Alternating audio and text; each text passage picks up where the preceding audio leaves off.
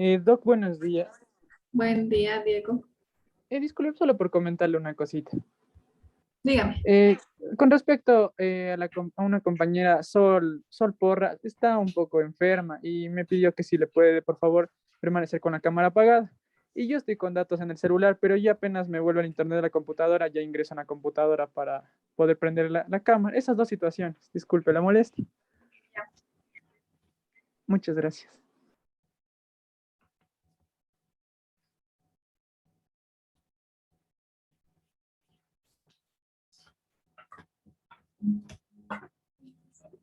Ya.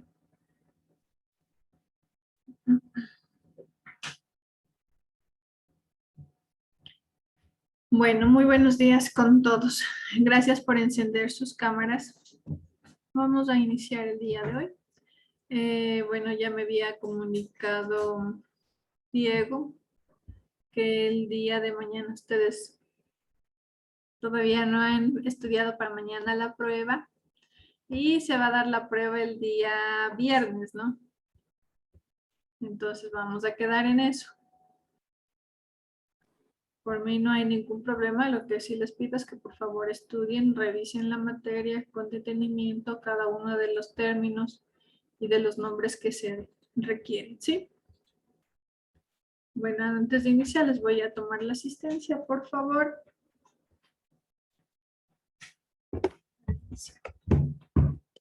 Estamos con Andrés Alvarado. Presente. Buen día. Naomi Alvarado.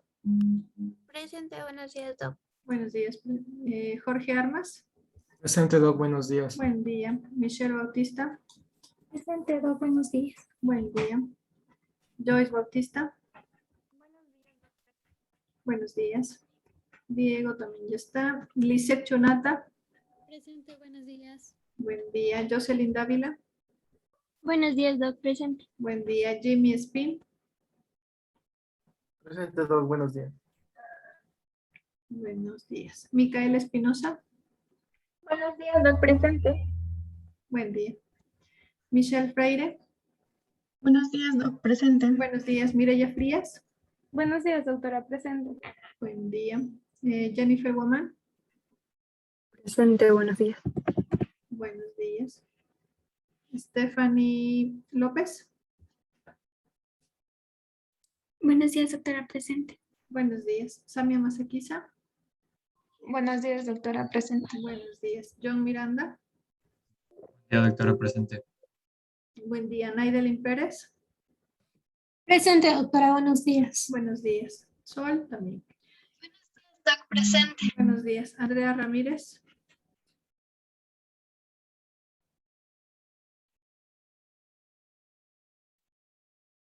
Nicole Ríos.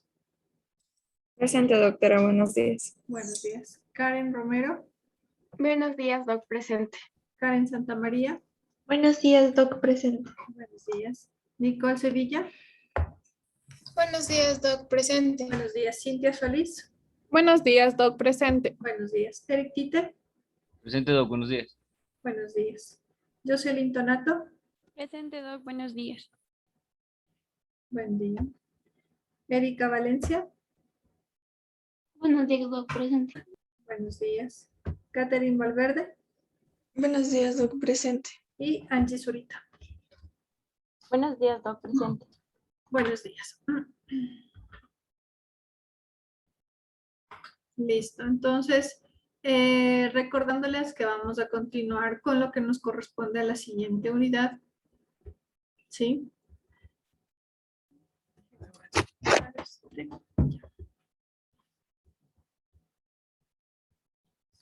Les voy a compartir la pantalla para que podamos visualizar lo que nos corresponde el día de hoy. ¿Sí? Entonces, hoy nos corresponde hablar acerca de sistema respiratorio. A ver, en cuanto al sistema respiratorio, ustedes recordarán que es el principal sistema relacionado con todo lo que cabe en intercambio de gases, el flujo respiratorio, ya vamos a ver fisiología, probablemente van a ver lo que es los volúmenes respiratorios, volumen corriente, el volumen residual, cómo se ven implicados cada uno de los músculos en este sistema respiratorio, la caja torácica, los nervios, los sistemas circulatorios, arterias y venas. ¿Sí? Entonces, eso es lo que estamos hablando acerca de las funciones del aparato respiratorio.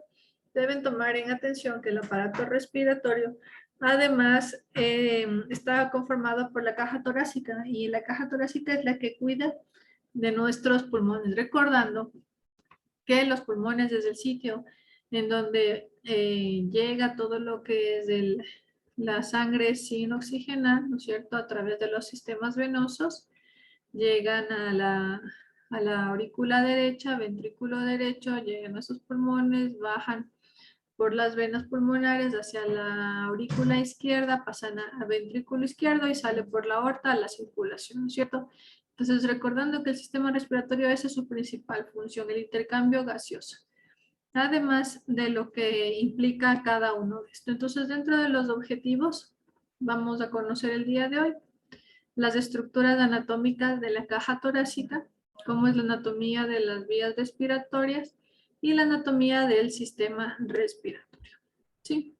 Entonces, para recordarles, hacerles un recorderis de lo que corresponde al sistema respiratorio, ustedes se acordarán que este está conformado por la nariz, ¿no es cierto?, la cavidad nasal.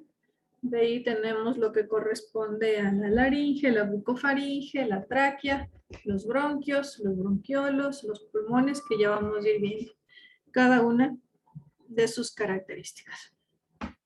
Entonces, ustedes ya estudiaron en anatomía, ¿no es cierto?, en el anterior semestre, lo que son la cavidad nasal y los huesos nasales. Entonces, en lo que corresponden a los huesos nasales, vamos a poner...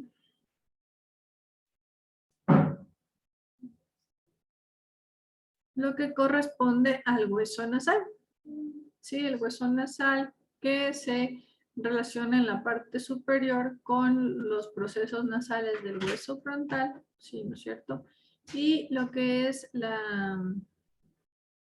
los cartílagos nasales, tanto sus procesos cartilaginosos nasales laterales como los accesorios y los del ala mayor, que estos son los que van a tener a la nariz y la forma que cada uno de nosotros tenemos.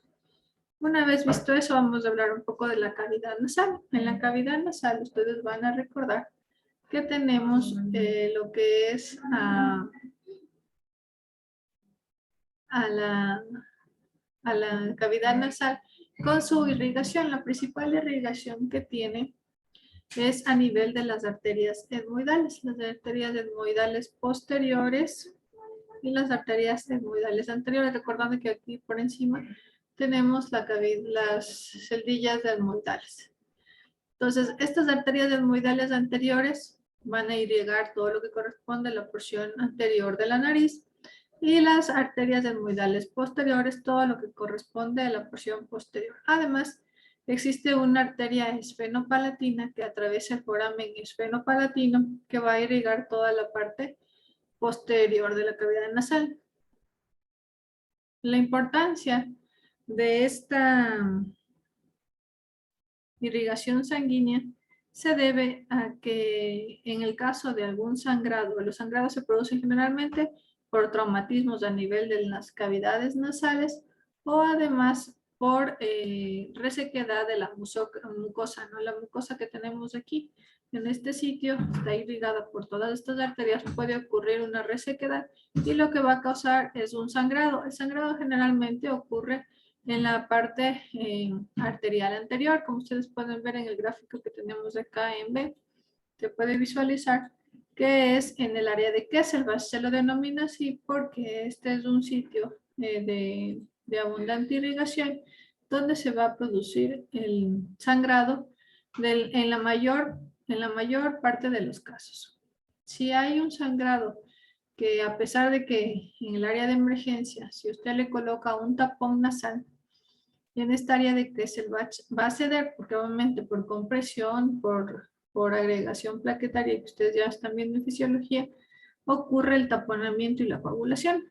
Pero si el sangrado no se da de acá y se da en la región posterior, todo lo que tiene que ver con arterias etmoidales posteriores o la arteria esfenopalatina, va a necesitar ya no únicamente el taponamiento a nivel de la cavidad nasal anterior, sino tal vez va a necesitar es un taponamiento en la fosa posterior.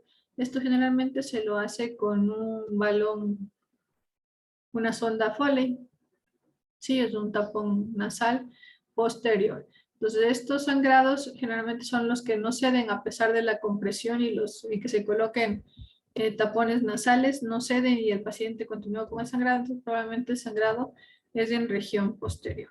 Entonces, por recordar un poco en lo que nos corresponde, esto ustedes ya también revisaron lo que son los senos, ¿no es cierto? Las cavidades de los senos. Esta es una vista medial del lado derecho.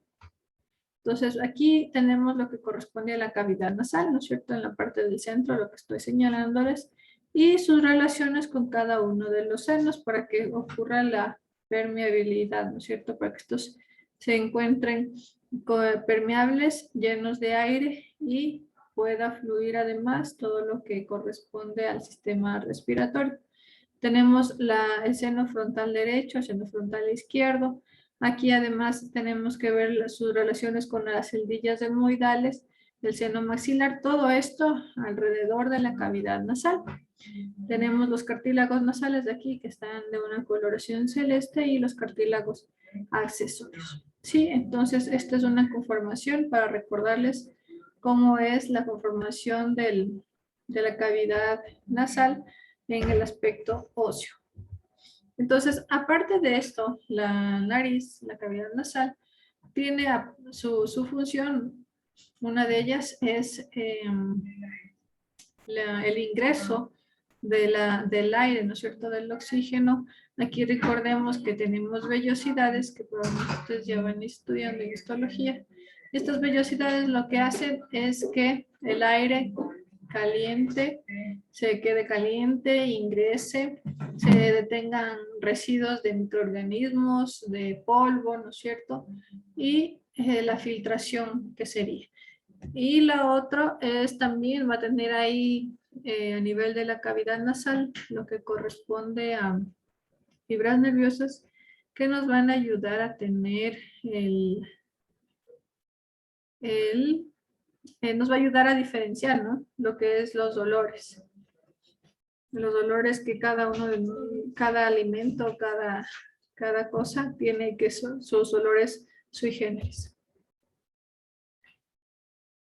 Posteriormente, ya bajando, bueno, les voy a mostrar cómo vamos a continuar en este gráfico. Este gráfico que tenemos aquí nos va a ayudar a ver en la vista sagital lo que conforma el sistema respiratorio. Entonces ya hemos hablado de la cavidad nasal, ¿no es cierto? Aquí pueden visualizar lo que son las cavidades nasales, la concha nasal media, que ustedes ya conocen, la concha nasal inferior, que estas se continúan con el paladar. Aquí tenemos el paladar duro y el paladar blando, y en la parte hacia atrás, después de la cavidad nasal, tenemos lo que corresponde a lo que les decía, es la bucofaringe. ¿Por qué se denomina bucofaringe?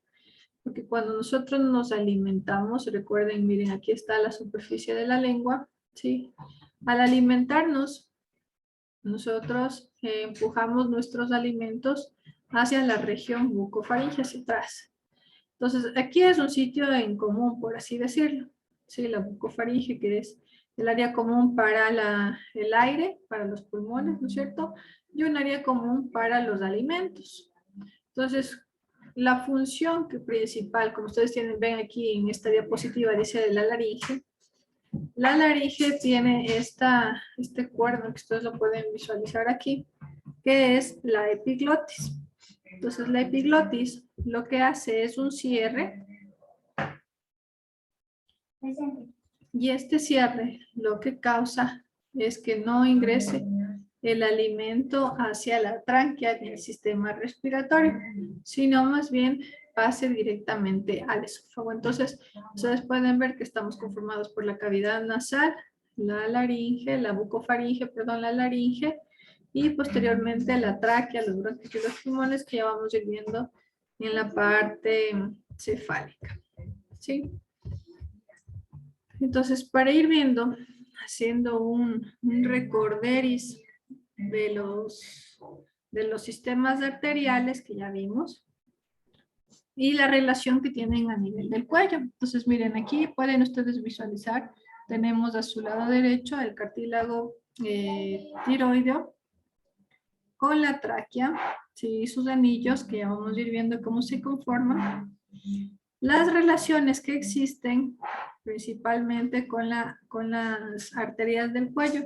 La principal relación, miren, aquí tenemos con el tronco brachiocefálico. Recuerden que este sale directamente del callado de la aorta, ¿no es cierto? Entonces el tronco brachiocefálico se va a dividir y vamos a tener estas dos ramas, ¿no es cierto? Una rama que se dirige hacia el lado derecho, que va a ser la arteria subclavia, con sus 3 porciones.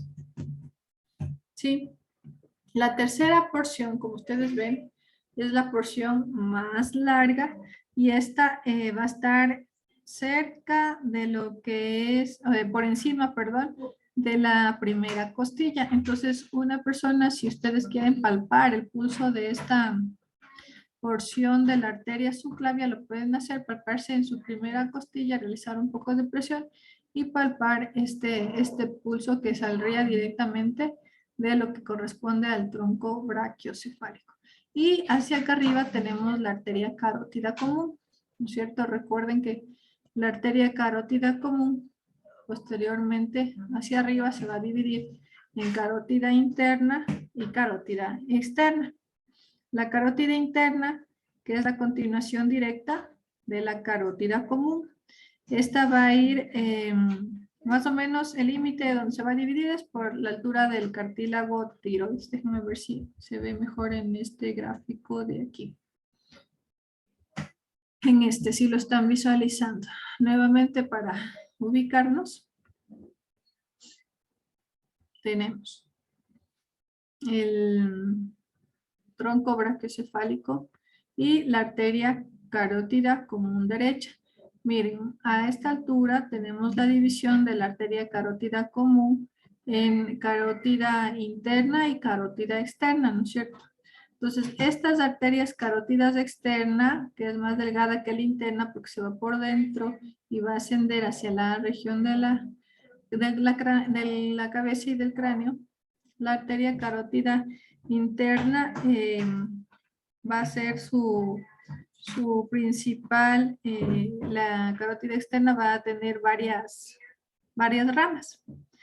Dentro de las ramas más comunes de las arterias carótida interna que va a tener, que digo externa, perdón, cada rato me confundo, externa, ¿no? Porque va por fuera. Esta que va a tener relación con el aparato respiratorio, tenemos a la arteria faríngea ascendente. Entonces ustedes pueden visualizar que tenemos aquí en la región interna, si ven en la carótida externa, la arteria faríngea ascendente, que esta se origina como la primera rama de la arteria carótida externa y asciende a nivel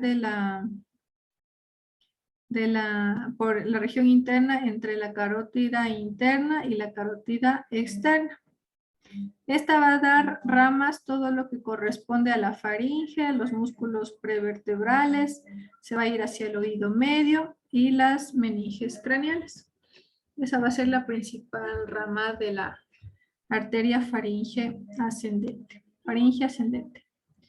De ahí tenemos otra de las arterias que es la arteria tiroidea superior, que la ven aquí. Esta de igual manera, posterior a la división de la carótida común en carótida externa, de la carótida externa nace la arteria tiroidea superior, que esta es la que nace casi, según se habla en la literatura, es un poco por debajo de la arteria faríngea ascendente. Y lo que va es a discurrir profundamente por los músculos infrayoideos y alcanza, como su nombre lo indica, tiroidea, a la glándula tiroides. Y va a irrigar cada una de esta zona de la hormona de la tiroides. Hay otra rama que nace de la carótida externa, que es la arteria lingual. Esta arteria lingual se origina en la cara anterior de la arteria carótida externa, donde se sitúa sobre el músculo constrictor medio de la faringe. Este también va a tener relación con el nervio hipogloso, el músculo estiloioideo, que ustedes ven que está aquí, ¿no es cierto? Y el vientre posterior del músculo digástrico. Entonces acá tenemos el músculo digástrico. Y este va a ser la que va a continuar y va a irrigar a todo lo que es la región lingual. Por eso se denomina arteria lingual. Recordando acerca de las arterias a nivel del cuello y sus relaciones. Ahí tenemos otra arteria que es importante de sus relaciones, la arteria facial. Que esta se origina anteriormente en la arteria carótida externa. Puede ser junto a la arteria lingual o por encima, como en este caso. Estas pueden igual tener relación con los músculos digástricos, con el estiloioideo, y van a ir por el ángulo de la mandíbula hacia la glándula submandibular. Entonces, todas estas tienen una relación. ¿Por qué les comento esto? Porque cuando existe algún procedimiento quirúrgico que nosotros podemos someter a un paciente, a una persona que lamentablemente tenga alguna lesión maligna o alguna alteración a nivel de la glándula tiroides, en el momento de la resección quirúrgica, por su estrecha relación con el cartílago tiroides, con la tráquea, con las arterias, necesitamos conocer en anatomía cada una de sus relaciones. Ya. Entonces, una vez conocidas las relaciones de las arterias, vamos a recordar un poco de las relaciones de las venas. Entonces, las venas, ustedes pueden ver la principal vena, ¿no es cierto?, que está relacionada a nivel del cuello.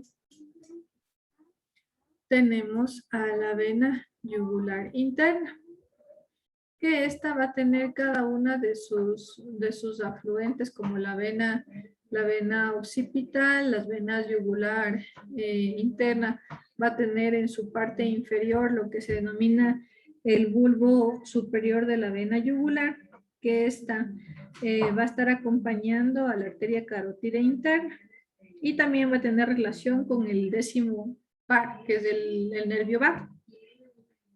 Esta vena se va a situar lateral, pero dentro de la vaina con el nervio, ¿sí? Aquí también van a tener relación con los nódulos, ¿no? Ustedes recordarán. Déjenme, les voy a mostrar en este gráfico de acá. Los nódulos, ¿no es cierto? Esta es la vena yugular externa. En este gráfico que ustedes pueden visualizar, se puede ver cómo tenemos la relación además con los músculos en el área del cuello. Entonces ustedes ya vieron huesos, músculos, sitios de inserción. El músculo que ustedes ven aquí es el músculo esternocleidomastoideo. Entonces por aquí discurre lo que corresponde a la vena yugular externa, ¿no es cierto? Y también tiene su relación con el sistema linfático, con los nódulos cervicales que ya habíamos hablado, tanto los nódulos cervicales anteriores y los nódulos cervicales posteriores. La vena occipital, como ustedes ven aquí, también drena, ¿no es cierto?, en el plexo venoso suboccipital y drenan a su vez por la vena cervical y la vena vertebral hacia la vena yugular interna. La vena yugular interna, entonces la vena está por aquí un poco dibujada por dentro. La que se ve aquí claramente es la vena yugular externa. Sí, entonces eso hablando de las relaciones a nivel del cuello. Les había colocado este gráfico porque además es importante hablar, ya hemos hablado de arterias, de venas, de músculos, ¿no es cierto? Se puede visualizar aquí en esta área del cuello, de igual manera tenemos la columna vertebral con sus cuerpos vertebrales y sus sitios emergentes, que esto bueno, lo van a ver con mayor detenimiento en neuroanatomía, ¿sí? Y aquí se puede visualizar los músculos que también les había nombrado, ¿no es cierto? Los músculos, el músculo esternoioideo, los músculos digástricos, el músculo tiroideo, el músculo gemilloideo. Estos músculos que van a tener una estrecha relación con cada una de las arterias y además con las estructuras del sistema respiratorio. Entonces, la principal función, ya ven que ustedes tienen que ver, que vamos a ir observando, que la laringe, ahora vamos a hablar acerca de la laringe, su principal función va a ser dirigir el alimento que no se vaya hacia la vía respiratoria, ¿no es cierto? Sino que se vaya directamente hacia el estómago, hacia el esófago, perdón. Entonces lo que va a hacer es, a razón como de un esfínter que va a permitir, si es aire, hacia la vía respiratoria, si no es aire, hacia el sistema esofágico.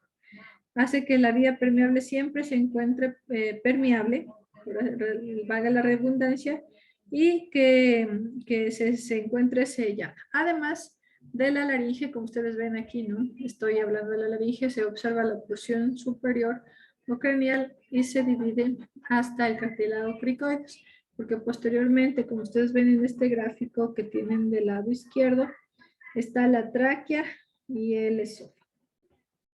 Entonces, la laringe también es el encargado de producir la voz.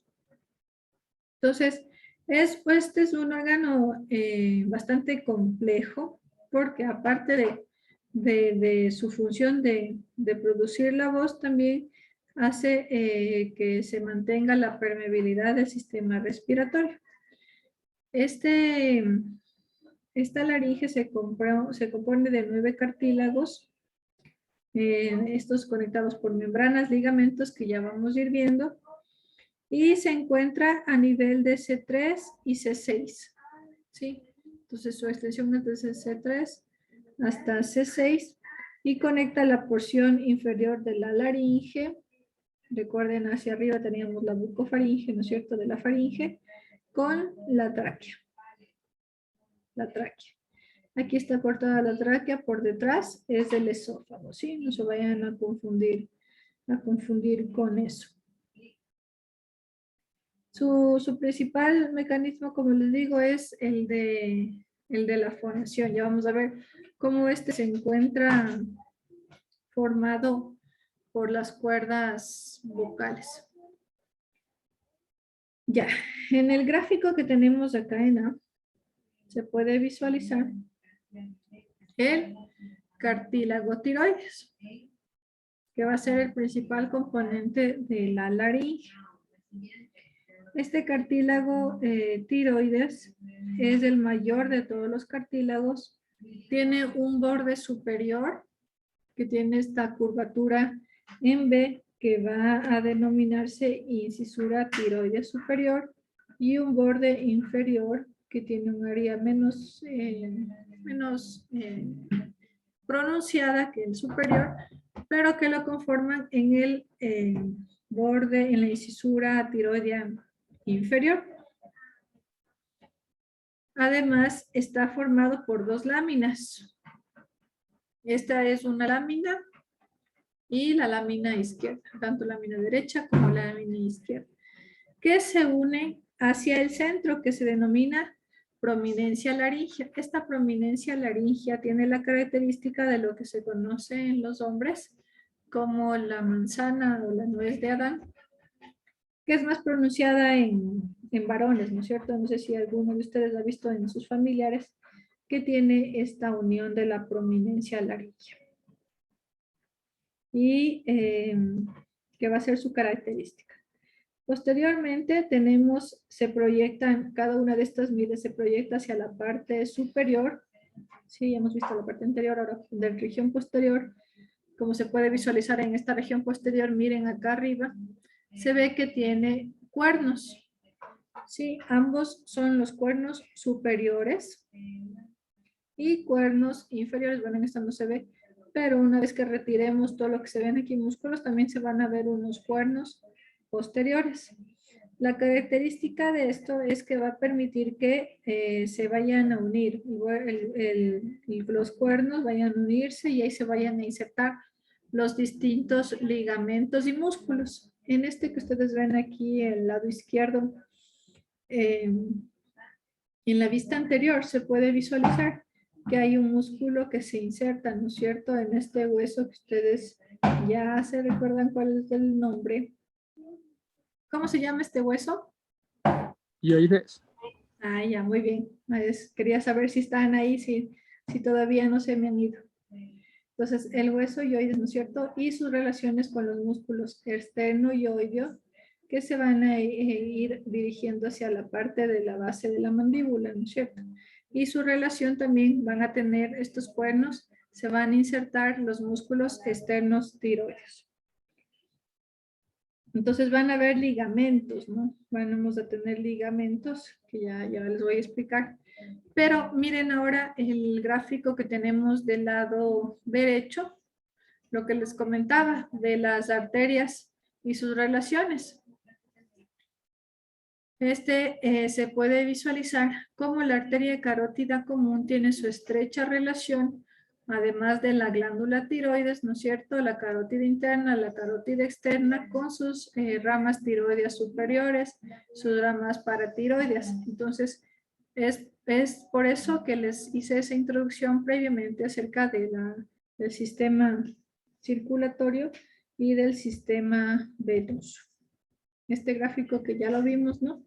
Lo que es la cavidad nasal, recuerden la bucofaringe, la laringe, hacia ya la región del cuello, la tráquea, y vamos a ir viendo más hacia abajo.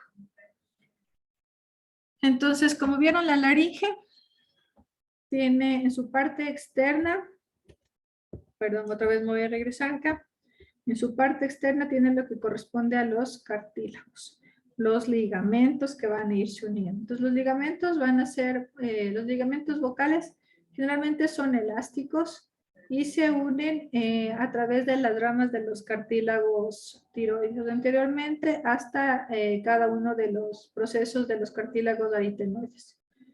De esta forma van a formar las hendiduras glóticas, que está aquí, aquí. Esta es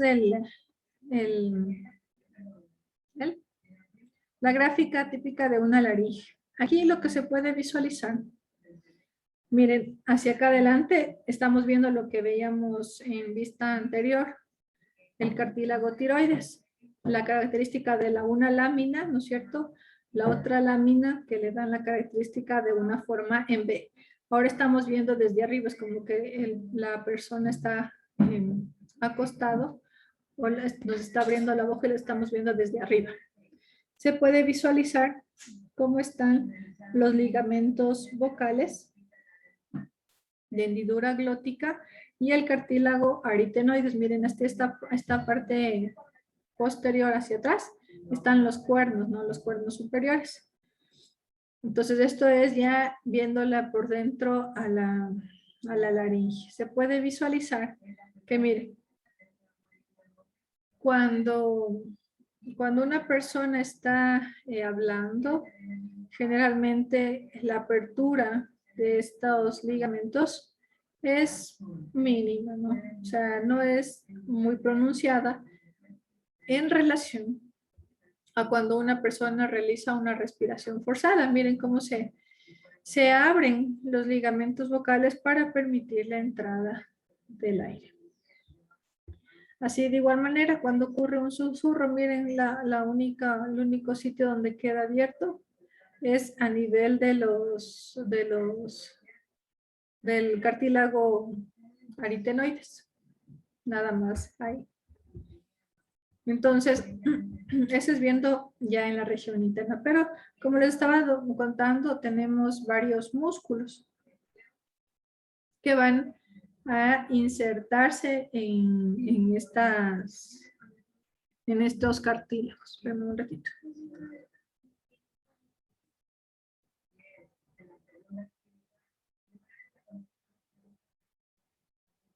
Ya. Entonces, este es vamos otra vez para ubicarnos así desde caudal, ¿no es cierto? La tráquea. Tenemos el cartílago tiroides, miren aquí está disecado, donde están abiertos. Está abierto para poder ver los músculos en la parte interna. Los cuernos superiores, los cuernos inferiores. Ahora vamos a hablar acerca de los músculos. ¿Qué es lo que pasa con los músculos? ¿Cuál es la principal función? Lo que hace es que una vez que estos músculos, como tenemos aquí, el cricoaritenoideo lateral, el posterior, el aritenoides, el aritenoepigloico y el tiroepiglótico, lo que van a hacer es que van a permitir el desplazamiento del cartílago. Como ustedes ven, están insertados a nivel del cartílago. Entonces lo que hace es que permite que el cartílago se deslice y provoque los cambios en la longitud de los pliegues vocales. Entonces es el responsable de que cuando realizamos una respiración forzada, estos músculos permitan el movimiento y en caso contrario, de igual manera su regreso. El cartílago cricoides tiene una forma parecida a un sello, a un aro. Y esta forma hace que sea una lámina a manera de un arco, como ustedes vieron. Este cartílago cricotiroideo. De ahí tenemos los otros ligamentos, tenemos también cartílagos aritenoides. El cartílago, no, aquí no se puede visualizar. Vamos a ver si se ve mejor en esta otra gráfica. Aquí. Esta es una vista interna ya de lo que es la laringe, ¿no? Otra vez para ubicarnos. Hacia arriba está la epiglotis. Ya vamos a ir viendo las partes internas, pero aquí tenemos otro cartílago que es importante, que nos va a permitir la articulación con los músculos, que es el cartílago aritenoides, que están en la cara medial. Son cartílagos piramidales que tienen 3 caras que se articulan con la parte del epiglotis. Y se van a unir con los ligamentos tiroepiglóticos. ¿Sí? Entonces tenemos esos ligamentos a nivel de la laringe. Entonces en el interior de la laringe, ya viendo esta gráfica, tenemos la entrada de la laringe que está hacia arriba, que es la epiglotis, que va a comunicar la laringofaringe con el borde inferior del cartílago cricoides, que va a tener varias partes. Tiene el vestíbulo laringio, sí, que en esta parte de aquí tenemos al vestíbulo laringio, la porción media de la cavidad laringea, que esta va a tener pliegues y también esta va a estar conformada por los ventrículos laringeos. ¿Sí? Entonces el vestíbulo laringio está entre la entrada de la laringe y los pliegues vestibulares. Y la porción media de la cavidad laringea, la cavidad central, entre los pliegues vestibulares y los pliegues vocales. Y los ventrículos laringeos, este es un corte, ¿no es cierto? Un corte interno, que va a ser los recesos donde se van a ubicar la porción de la cavidad laringea y el sáculo laringio. Aquí también habla que van a haber glándulas, ¿sí? Estas glándulas que obviamente lo que van a hacer es el cuidado del sistema inmune del área laringea. Y tenemos hacia abajo la cavidad infraglótica, que esta va a ser inferior a la laringe entre los pliegues vocales del borde inferior del cartílago. Y los pliegues vocales que ya les mostré en la gráfica anterior. Bien. Déjenme ver ahora que nos toca continuar. De ahí tenemos, ya, el esqueleto laringio. En el esqueleto laringio, como ustedes vieron, tenemos el cartílago el cartílago tiroideo con sus ramas, ¿no es cierto? Para volvernos a ubicar hacia arriba tenemos la epiglotis, el cuerpo del dioides, la membrana tiroidea, el cartílago tiroideo con sus dos ramas, la prominencia laringea que está como les decía, en varones va a ser más común, el ligamento cricotiroideo medio y la relación con la cápsula de la articulación cricotiroides, el cartílago cricotiroides. Recuerden, estas estructuras del esqueleto laringio son muy importantes porque ustedes recordarán que cuando una persona tiene dificultades en la respiración o por mala suerte se inflama, ustedes han de haber escuchado, cuando hay inflamaciones de la epiglotis por reacciones alérgicas, no podemos introducir un tubo endotraqueal por aquí arriba, ¿no es cierto? Entonces, generalmente lo que se hace en esta zona es una cricotiroidotomía. Si ustedes han visto que realizan un corte, o las personas que les colocan aquí una traqueostomía, que se denomina, ¿no es cierto? Entonces, es por esto la relación importante que tiene cada uno de estos sistemas. A nivel de los músculos, me había olvidado. Recuerden que los principales son el cricotiroideo, ¿sí? Que van a tener sus inserciones a nivel del borde inferior del cartílago tiroides, el tiroaritenoideo, está aquí, que va a tener su principal inserción va a ser en la cara anterior del aritenoides y va a tener su relación con la cara posterior del cartílago tiroides. Todo está en la región posterior, miren, aquí está el cartílago tiroides, ¿no? Y los aritenoides que ya les comenté de igual manera sus inserciones.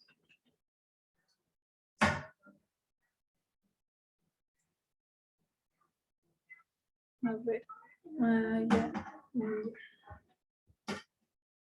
Entonces ya vimos las relaciones del esqueleto laringio que les estaba comentando. Los músculos, como les digo, lo que permite, no les mostré, déjenme ver si encuentro otra vez ese gráfico. No está aquí.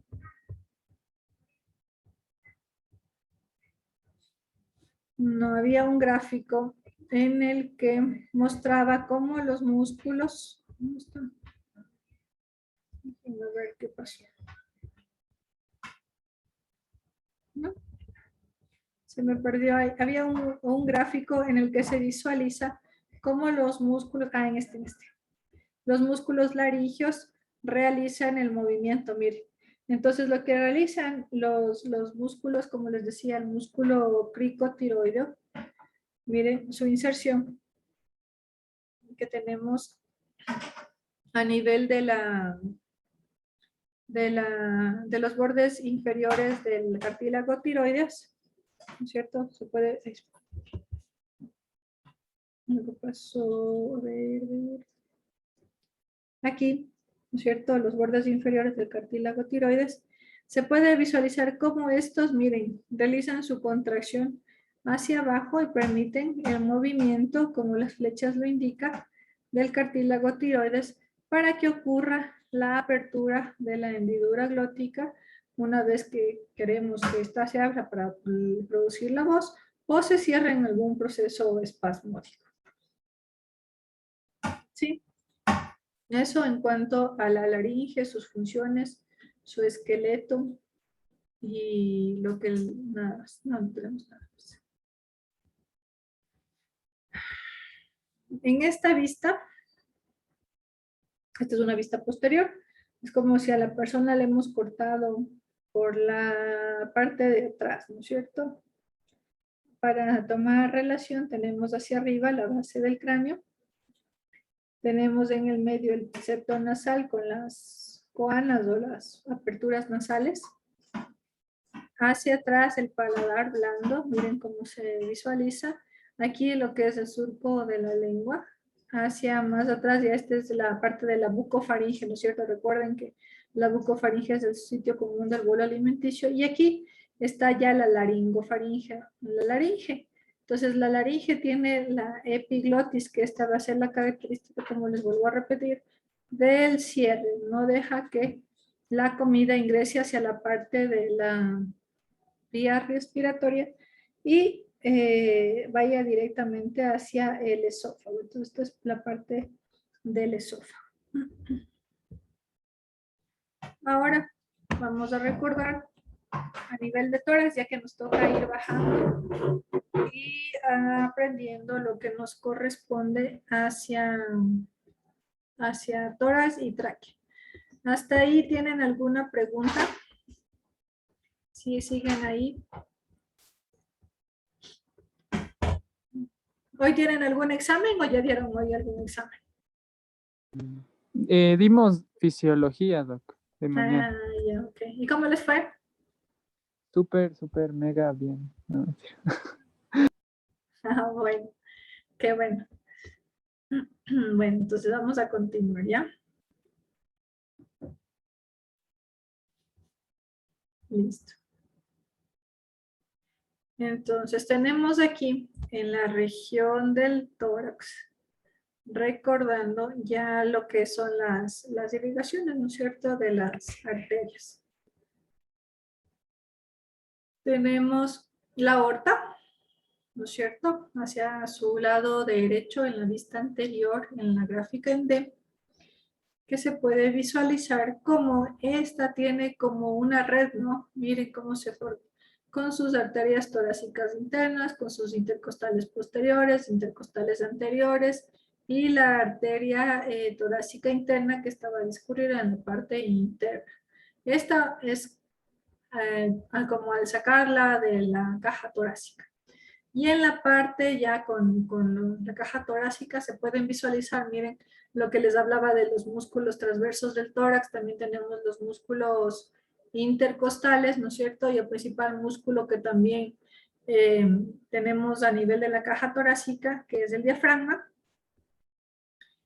Tenemos cómo se ubican, miren las arterias, recuerden que las arterias, las venas y sus nervios, ¿no es cierto? El nervio va a pasar por el borde inferior de la costilla. Entonces, si existe alguna fractura, alguna lesión de la costilla, la persona también se va a ver afectada en su sistema respiratorio, no va a poder respirar, puede causar lo que les comentaba inicialmente de un tórax inestable, ¿sí?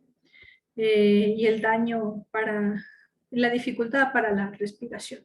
Y el principal músculo, el diafragma, que también ya vamos a ver cómo es su característica, ¿no es cierto?, que tiene su forma, se habla de una forma de una hoja, que cuando nosotros tomamos aire, hacemos una inspiración forzada, ¿qué pasa con el diafragma? Se desciende, ¿no es cierto?, se aplana y va a permitir que estas hojas se mantengan horizontales. Y al momento de una expiración forzada, es decir, cuando el aire se elimina de los pulmones, va a mantener su característica normal de su diafragma.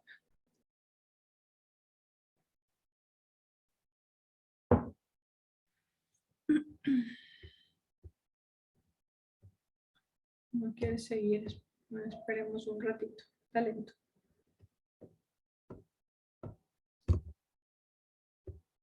¿Se acuerda? Ya no quiere seguir, ya se cansó. Ya, aquí está. Ya, ahora tenemos las venas del tórax, de igual manera, para hacer un recorderis nada más de lo que ustedes ya saben de las venas del tórax, ¿no es cierto? Dentro de las venas, las principales, les recuerdo, ¿no es cierto? Tenemos la vena cava inferior, que asciende en conjunto con el conducto torácico, con con la vena ácigos, van a ascender a desembocar a nivel de la vena cava superior, ¿no es cierto? Y de igual manera, así como bien arterias, miren, están las venas que van en el borde inferior a nivel de los arcos costales. Estas van a ser venas intercostales que van a unirse hacia el sistema venoso también, ¿no es cierto? Entonces, son cada una de las relaciones en el sistema venoso y el sistema arterial.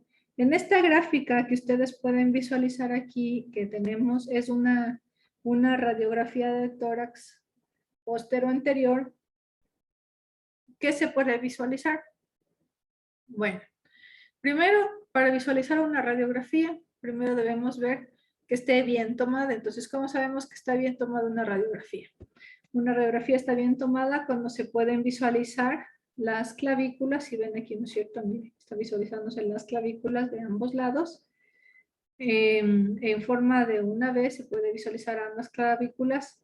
A nivel de la vértebra se puede ver los cuerpos vertebrales. Aquí, ¿no es cierto? Sí se los puede ver. Entonces, está hablando de que esta radiografía está bien tomada. Otra de las características de que decir que es una radiografía que está bien tomada o que está bien hecha o es una radiografía, tenemos los arcos costales. Entonces, ustedes miren aquí, hacia adelante se ven los arcos costales. No estos que se ven así, no estos, no. Estos de aquí, no. Para contar los arcos costales se cuentan así, miren. Aquí está el 1, ¿no es cierto? Aquí está el 2, aquí está el 3, el 4, el 5, el 6, el 7 y el 8. Para decir que es una radiografía en expiración, debe tener por lo menos 8 espacios intercostales. Entonces, esta radiografía está muy bien tomada, está centrada, sí, con adecuada penetrancia. Y ahora sí vamos a identificar las estructuras. Dentro de las estructuras de la radiografía, se puede visualizar que tenemos a los pulmones. Todo lo que sea, espérenme un momentito que tengo una alarma. Ya, entonces tenemos aquí los pulmones. Todo lo que es aire es radiolúcido, entonces por tal motivo se lo ve de color negro. Aquí se puede visualizar ya en la región del centro la tráquea, ¿no es cierto? Los cuerpos vertebrales, la tráquea, se va a ver la división de los bronquios, que ya vamos a ir viendo cómo se divide, y de igual manera los pulmones con la tráquea. El pulmón va a tener su característica, miren, se puede visualizar como está tanto el pulmón izquierdo como el pulmón derecho y sus ángulos. Y en la región del centro, el corazón con el arco de la aorta y la arteria pulmonar. Para identificar las estructuras anatómicas del corazón, tenemos al atrio o la aurícula izquierda, ¿no es cierto? Recordando el ventrículo izquierdo y el vértice del corazón. Sí, por cierto, quiero felicitarles a ustedes por su trabajo realizado con la pieza anatómica de un animal. Muy creativas sus fotografías, muy bien organizado todo lo que corresponde a las piezas anatómicas. Felicitaciones, chicos, se han dedicado a hacer estos trabajos. Está muy bien. La única retroalimentación, tomando en cuenta lo que les había enviado, es en cuanto a que siempre recuerden que debe haber objetivos dentro de una práctica, conclusiones y la bibliografía, que la mayoría de ustedes no me había colocado bibliografía, pero estaban bastante bien sus trabajos. Haciendo un paréntesis de lo que corresponde a esto. Entonces, ahora vamos a ver, aquí pueden ustedes visualizar la tráquea. Aquí en el centro, ¿no es cierto? Ya nos estamos acercando hacia la región de los pulmones. La tráquea que esta se extiende desde la laringe, recuerden por arriba, ¿no es cierto? Ya habíamos visto en los otros gráficos, y que va a terminar y se va a dividir a nivel de los bronquios principales, tanto el bronquio derecho como el bronquio izquierdo. Como ustedes pueden ver aquí, se puede visualizar que va a ir la silueta cardíaca, ¿no es cierto? Entonces, el bronquio derecho va a tener una mayor longitud que el bronquio izquierdo. Es una de las características. La tráquea tiene sus contenidos es por cartílagos traqueales. Ustedes ven que es como unos anillos, ¿no es cierto? Que están cubiertos por músculo traqueal, de músculo liso, que se van a ir conectando. En los adultos, generalmente la tráquea mide 2.5 centímetros de diámetro, mientras que en los niños o en los lactantes, esta se puede ver como el diámetro de un lápiz. Son más delgaditos. En los adultos mide de 2.5 centímetros. Y esta se extiende desde el extremo inferior de la laringe, como ya les dije, a nivel de C6, y termina a la altura del ángulo del esternón o a nivel de T4, T5, donde se divide en los bronquios. Aquí a nivel de la tráquea se encuentran las arterias carótidas comunes que ya vimos, ¿no es cierto? Los lóbulos de las glándulas tiroides, la glándula tiroides, y también tiene su relación con el tronco brachiocefálico en el momento en que emerge, a nivel de la aorta. Y las venas que ya habíamos revisado.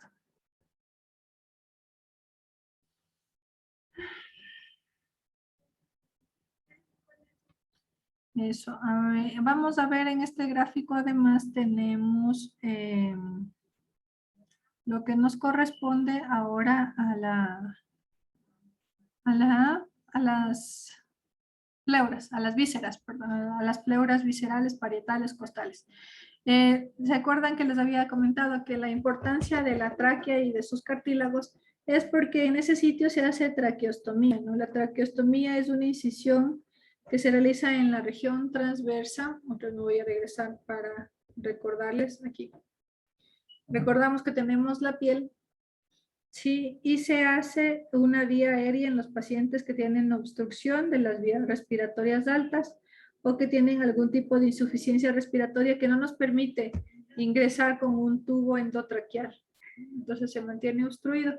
Entonces lo que se hace es un corte y se divide al istmo de la glándula tiroides. Recuerden que teníamos acá la tiroides aquí. Entonces, en esta gráfica, miren, se puede visualizar cómo está aquí la glándula tiroides, el músculo cricotiroideo. Aquí tenemos la parte de la cartílago tiroideo, ¿sí? Y se realiza más o menos a este nivel la incisión. La incisión se divide, se realiza una abertura en la tráquea entre el primero y el segundo anillo traqueales. O a veces lo hacen más abajo, a nivel del segundo o el cuarto anillo traqueal, y se inserta un tubo para poder en esta zona, si hay una obstrucción superior, en la parte inferior exista la fluidez y puedan el aire ingresar hacia los pulmones. Eso haciendo un paréntesis de la importancia de conocer además estos cartílagos, las venas que ya les dije y las arterias, porque hay que tener cuidado de no lesionarlas para evitar un sangrado profuso, ¿no es cierto? Entonces, ahora sí, vamos hacia abajo. Ya, vamos a quedar aquí en esta gráfica. ¿Por qué?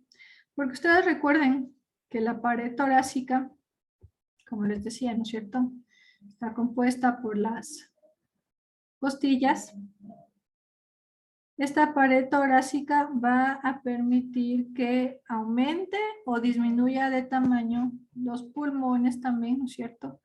Cuando realizamos una inspiración forzada, cuando abrimos, respiramos, inspiración forzada es ingresar aire, ¿no es cierto? Entonces tomamos mucho aire por la nariz, por la boca, y una expiración forzada al eliminar el aire. Entonces ese movimiento hace también que en la parte de aquí que tenemos en la caja torácica exista un cambio de presiones.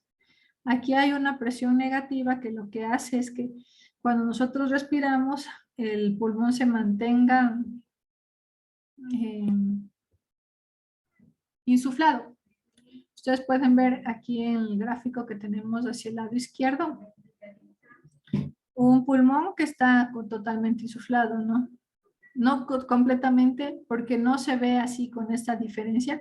Este gráfico es bastante didáctico para visualizar las pleuras, las láminas, cada una de ellas, que ya les voy a ir diciendo cómo se distribuyen cada una de estas.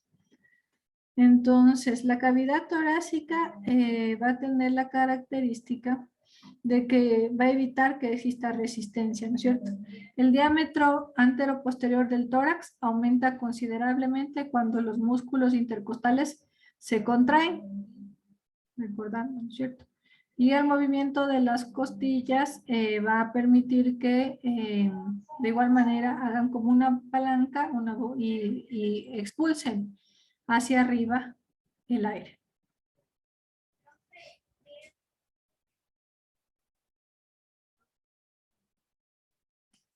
Ya. En cuanto a las vísceras de la cavidad torácica, vamos a ver. Tenemos pulmones. En el lado derecho, esta es una gráfica, lo que está de color rosado, habla de un pulmón colapsado. Sí, en el otro lado del lado derecho de sus pantallas, tenemos un pulmón que está bien, no está colapsado, no es un pulmón insuflado. Entonces se van a ver lo que es pulmones, corazón, ¿no es cierto? Aquí recuerden que teníamos las arterias y lo que hay aquí, este espacio que hay aquí, también se denomina cavidad mediastínica. Entonces, tenemos cavidades pulmonares, las cavidades pulmonares derecha, izquierda, recordarán que acá está el corazón, ¿no es cierto? Estos van a tener los pulmones y las pleuras de revestimiento. Entonces, esta pleura pulmonar es la más grande. La pleura visceral, que vamos a ir viendo cómo cada una de estas se va a dividir. Entonces, ustedes pueden ver que aquí hay un gráfico como de un puño, ¿no? Este va a ser la característica del pulmón que está de este lado colapsado y que no va a permitir que las pleuras, miren aquí tenemos la pleura, la cavidad pleural con su pleura visceral, con su pleura parietal, perdón, no le va a permitir insuflarse. Estas pleuras van a tener cada una de ellas una función.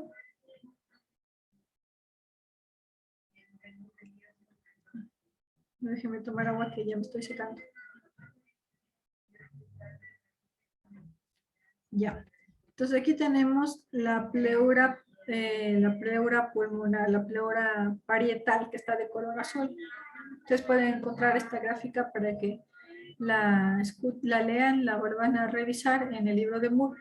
La pleura parietal reviste las cavidades pulmonares. Miren cómo se puede ver. En este caso está el pulmón aparentemente colapsado porque tiene una cavidad pleural. La cavidad pleural contiene líquido pleural entre la pleura parietal y la pleura visceral. Vamos a empezar con esos dos. Aquí hay una cavidad pleural en donde se va a mantener líquido. Obviamente aquí se ve como que fuera de abundante cantidad. Es un líquido ceroso, pero es mínimo el espacio que hay entre ambos dos.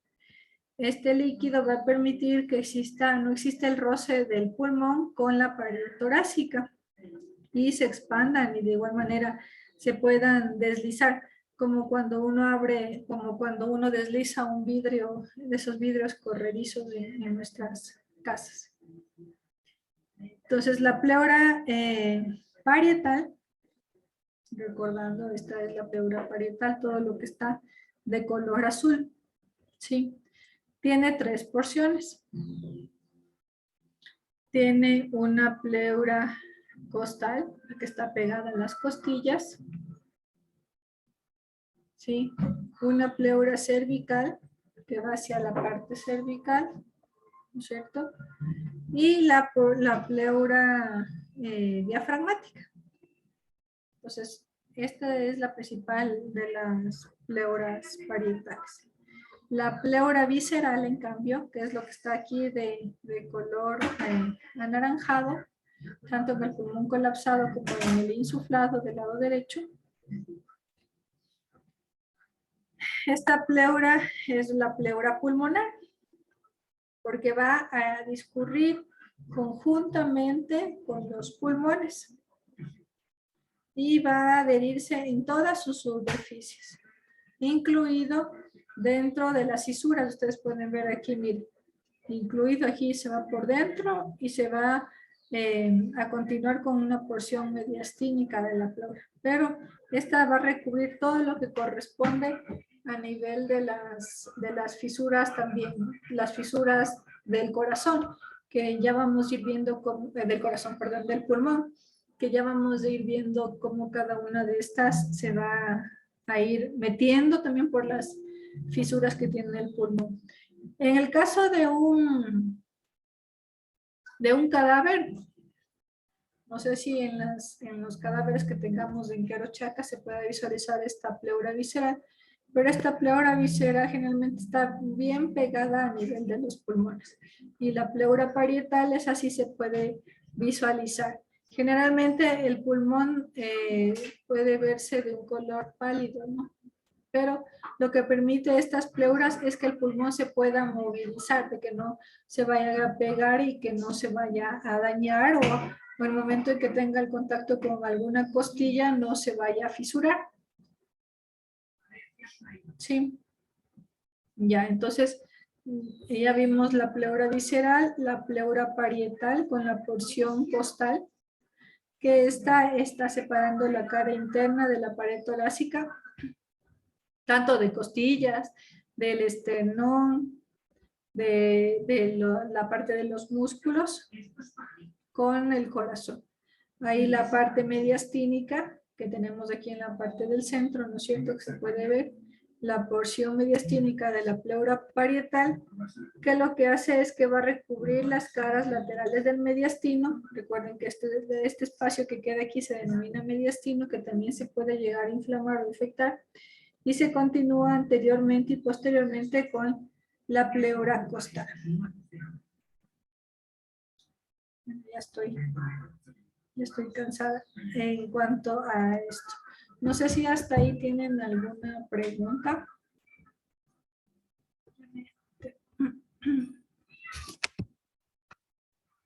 Bueno, esta parte de los pulmones es bastante bonito, se va entendiendo, ¿no es cierto?, lo que estamos revisando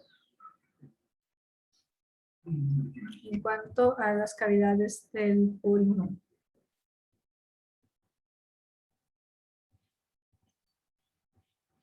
Creo que nos vamos a quedar hasta ahí para el día, cuando tengo con ustedes la prueba. La voy a tomar. El viernes, doctor. Sí. Vamos a tener que seguir avanzando porque si no, a ver. Bueno, les voy a hablar, vamos a terminar con lo de las pleuras y ya continuamos. Ya espérenme un ratito, voy a tomar agua que ya me estoy secando.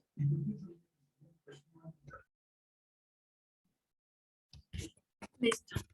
Perdón. Me estaba secando. Ok, entonces vamos a continuar, ¿ya? Déjenme, les voy a volver a compartir. Debemos avanzar debido a que el viernes vamos a ocupar probablemente 1 hora en la prueba y la otra hora nos va a tocar continuar con la clase. Entonces, les voy a compartir.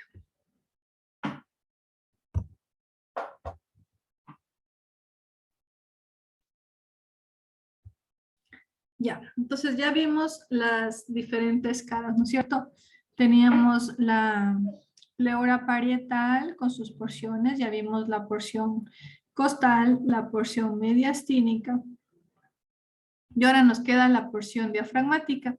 Esta porción diafragmática, ¿qué va a hacer? Va a recubrir la cara superior, del diafragma, del músculo del diafragma, el lado del mediastino, excepto a nivel de sus inserciones en lo que es el mediastino, y va a tener la característica de que esta va a ser muy fina y va a dar el movimiento a los pulmones de igual manera como ya vimos con la pleura parietal. De ahí tenemos hacia el lado derecho también se divide lo que corresponde a la pleura cervical, que es esta que se encuentra aquí del lado amarillo. Se denomina cervical porque obviamente todo lo que está por arriba es a nivel cervical, ¿no es cierto? Y lo que va a hacer es que va a cubrir el vértice del pulmón, la parte del pulmón que se extiende superiormente. Recuerden, aquí había la abertura torácica, ¿no es cierto?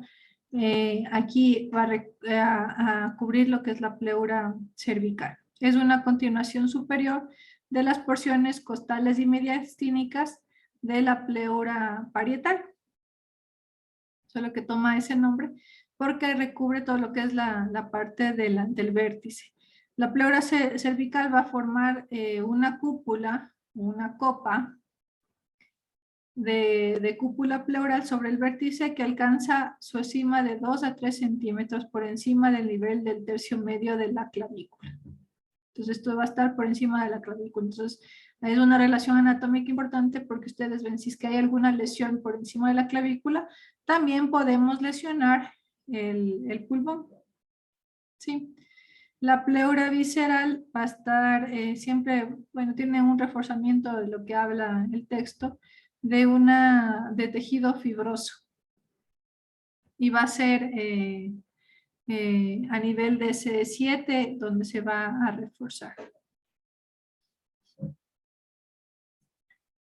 Sí, de ahí tenemos además lo que se continúa aquí con color celeste, la pleura costal, que es lo que les decía.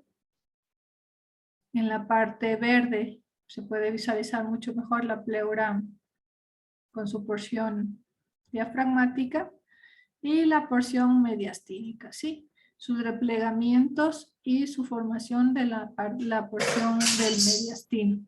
El mediastino, como aquí bien lo dice, miren, contiene corazón y las cavidades arteriales, todo lo que es arterias, ¿sí? Y hay líneas de reflexión. ¿Qué significa eso? Que son líneas que van a unirse. El momento en que ocurren estos replegamientos, miren, se puede visualizar aquí.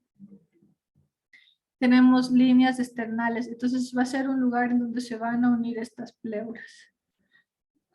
No unirse, sino más bien flexionarse, reflexionarse. Tanto del lado derecho como del lado izquierdo. La línea de reflexión del lado izquierdo, miren, se puede visualizar aquí, es más o menos a la altura del esternón y va a descender por la línea media anterior hasta el cuarto cartílago costal. Sí, tenemos 1, 2, 3, 4. Por el cuarto cartílago costal. Y aquí va a pasar hacia el borde izquierdo del esternón y continúa inferiormente hasta la sexta costilla, hasta el sexto cartílago costal, creando una incisura poco profunda que va a tener relación con el pericardio, recuerden, la parte del corazón, ¿sí?